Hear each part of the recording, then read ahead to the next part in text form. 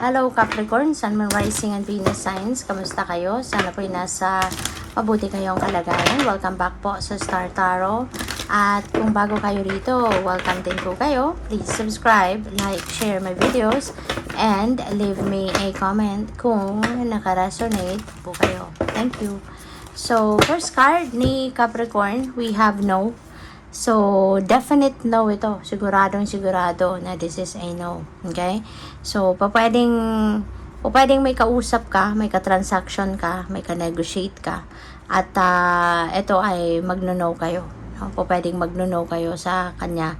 Or, pwede rin na ikaw yung makaka-receive ng no answer from that person. Okay? So, what else? We have, you're ready?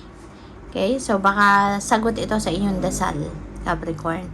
Maaring you were asking, no, the universe for a sign, no, nabigyan ka ng sign na kung ano ba to, diba? Ano ba tong gusto mo simulan gawin, diba?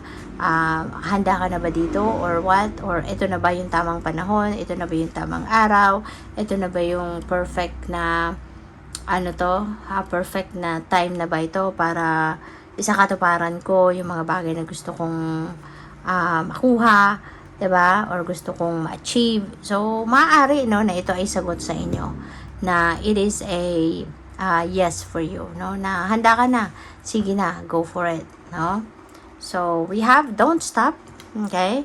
Don't stop. Kung ang iba sa inyo dito, Capricorn, maaaring merong pinagtatrabahuan. Maybe you are working hard on something, diba? Tapos, nagkaroon ng problema, nagkaroon ng sagabal or nagkaroon ng challenge, di ba?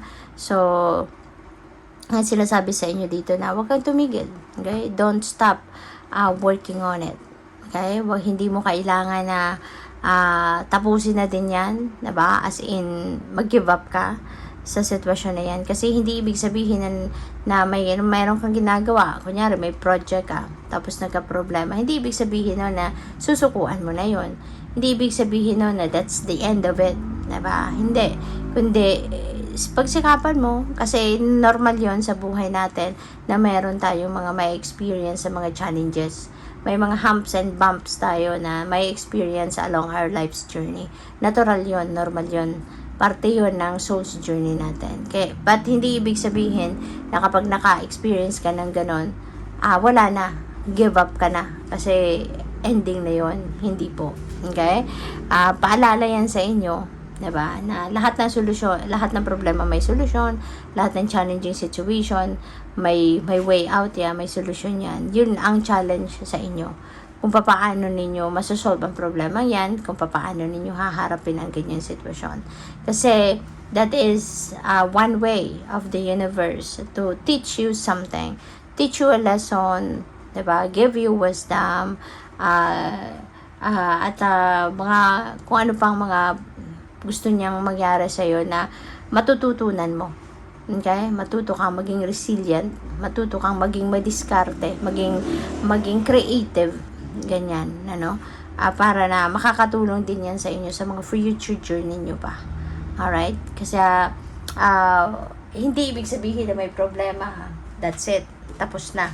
No? Susuko ka na. Aalis ka na. Iiwanan mo na.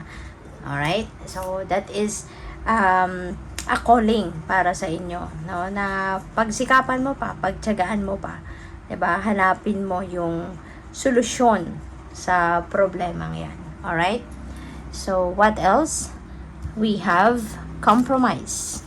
So, siguro, ang iba sa inyo rito na baka nagkaroon kayo ng hindi pagkakaintindihan with another person in the past, baka meron kayong nakaaway, or baka meron kayong siguro hindi pagkakaintindihan with another person in the past. Maaari ngayon, magkakausap na kayo. Pwedeng he will come up with a peaceful resolution. Pwedeng mag-compromise kayo sa isa't isa, diba? Pwedeng ganon. Para na ma-save ninyo, kunyari, yung inyong relationship. Diba? Ano mang klaseng relationship ito. So, by the way, maraming salamat for subscribing. And if you haven't subscribed yet, subscribe na kayo. And also, maraming salamat din for not skipping the ads. Malaking bagay po yan sa akin. And also, please click the join button sa baba ng video kung gusto po ninyo na mag-join kayo sa membership. Okay? Salamat. So, what else? We have power and intention. Ayan. So, for some of you, Capricorn, po pwede na sa ngayon, parang gustong siguruhin sa inyo ng divine ngayon kung ano na nga ba ang gusto ninyong mangyari. 'Di ba? What is your main intention na sa ngayon? Kasi po pwedeng paiba-iba kayo ng dinadasal, paiba-iba kayo ng intentions. Kaya para ngayon siguro gusto ng universe na maintindihan ngayon, what do you really want? No, Capricorn, yung intention mo ba that you have set like couple of months ago or 3 months ago, gusto mo pa rin ba yun? Diba? Gusto mo pa rin ba isa katuparan yun? Yung ganon. Gusto niya masiguro, kung ano nga ba talaga ang gusto mo. Ano nga ba yung intention mo na gusto mong makamit sa ngayon. Kasi po pwedeng handa na siyang tulungan ka.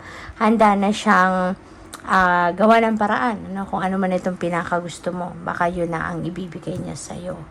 So, we have divine timing. And you're ready. Divine timing. So, sign na to sa inyo, Capricorn. Definitely this is a sign. Double pa sila. Diba? Kino-confirm nila ang isa't isa na now is the divine timing. Divine timing has come for whatever that plan is na gusto mong isakatuparan. Sige, go for it. Diba? Parang nakahanda ka rin naman. Ready ka na para dito. And the divine timing has come for you to roll out your plans. Kaya, go for it na. So, what else? We have trust the universe. Yan, magtiwala ka. Okay? Magtiwala ka sa universe dahil mayroong plano sa'yo ang divine. Okay? Mayroong plano. So, kung ano man ang mga nangyayari sa buhay mo sa ngayon, sa mga endeavor mo, that's part of the divine plan. Kaya magtiwala ka lang sa divine universe kasi meron siyang plano para sa'yo. At hindi naman kasi ibig sabihin na sa lahat ng pagkakataon, smooth sailing lang ang lahat. Hindi. Kasi life is not an easy journey. Diba? Wala namang journey sa buhay na easy peasy lang. Talagang merong mga pagkakataon na tayo makakasalubong ng mga humps and bumps, makakasalubong tayo makaka-encounter tayo ng mga problema, ng mga challenges sa journey natin. No? There's no easy journey.